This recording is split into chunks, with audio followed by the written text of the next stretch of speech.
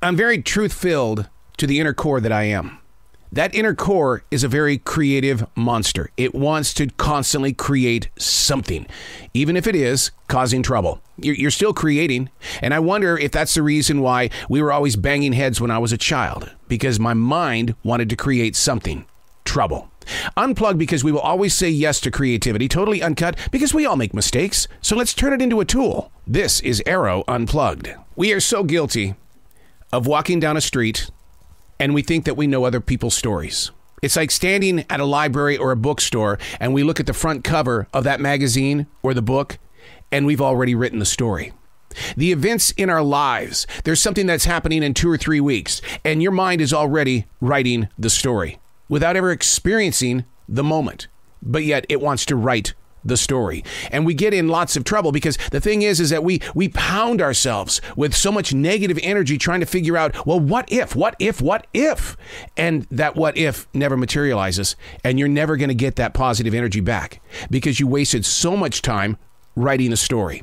See, I've written 7 books. I know what it's like to write a story and what's required to put that story in a story form so that other people can pick it up and feel it, experience it, and hopefully share it forward.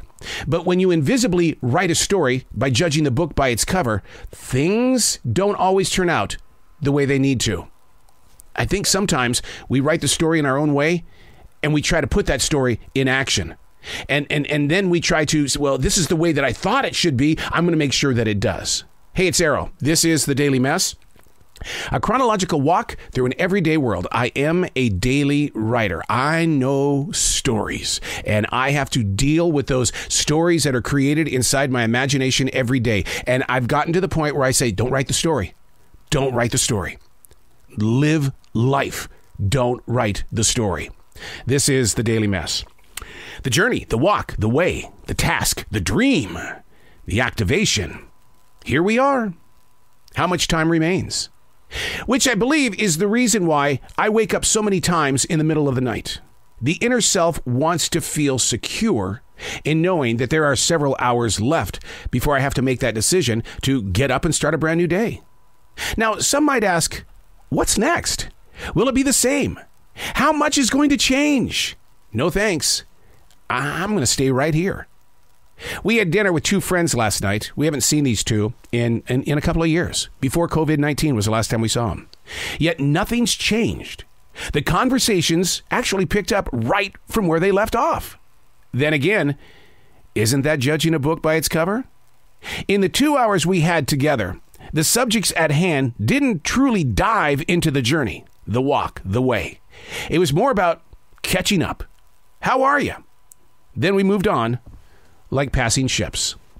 We're in that mode and in that movement of where people are just constantly working ahead. They're moving. Seriously, they're moving out of state, out of the country. They're moving. And then somehow, some way, history puts us back on the same dot. And yesterday, I'm telling you, it was the oddest thing. I sent out a text to my friend. They live in Florida. I said, hey, how did you survive Hurricane Ian? Are you guys okay? And he writes back and says, no. And I thought, oh my God, what happened? And he says, we're not even there. We're in Charlotte. Wait a second. I'm in Charlotte. And then we agreed to have dinner. What were the chances that our paths would cross? And then the second that you see each other, it's like time never moved. It was all one and the same. Now, why would I even think that this would be considered judging a book by its cover? Well, because when you look at somebody, you think, wow, you look great. Everything must be great. But we didn't take the time to really say, how are you? Don't screw with my mind. Don't give me a candy-coated plastic bathroom mirror smile.